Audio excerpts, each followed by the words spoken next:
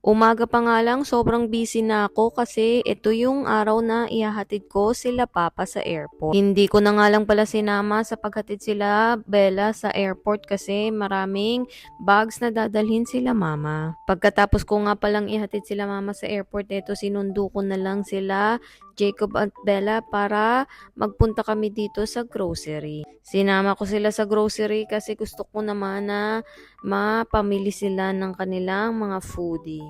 Medyo malapit na nga rin pala yung pasukan nila kaya eto lagi ko na naman silang sinasama. Kasi nga syempre pag may pasok sila, busy na sila sa kanilang schooling at namimiss ko sila. Pag nga pala may pasok sila sa school, hindi ko na sila nasasama sa pag-grocery dahil usually nag-grocery ako pag wala masyadong tao.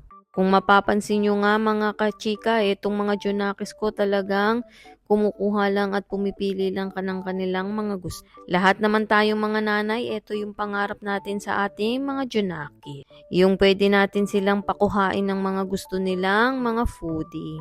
Tapos hindi tayo nag-aalala sa mga budget na gagawin nila. Kaya ito talaga yung dahilan kung bakit kami nagsusumikap ni Daddy Calvo na mag-work.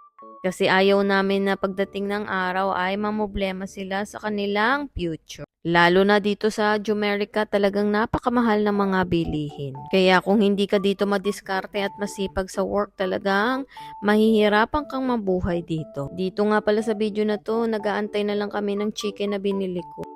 And ito nga yung chicken na parang kapareha sa Pilipinas na yung grilled chicken. Napakasarap niyan.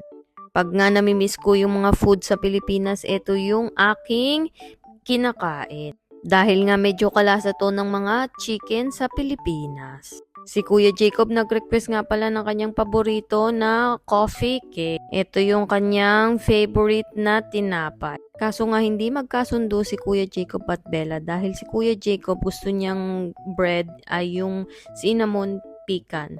Tapos si Bella naman ang gusto niya yung walang pecan. So, kailangan dalawa yung bilhin naming tinapay. Silang dalawa yung umuubos niya. Kahit nga dito sa pagpili ng grapes, ayan, hindi talaga sila magkasundo kasi si Kuya Jacob gusto niya yung plain. Tapos si Bella, ayan yung hawak niya, yung may flavor na cotton candy na grapes. Ayan. So, after namin mamili dito, ayan, umuwi na kami. Dahil nga, syempre, pagod na din kami. At ayun,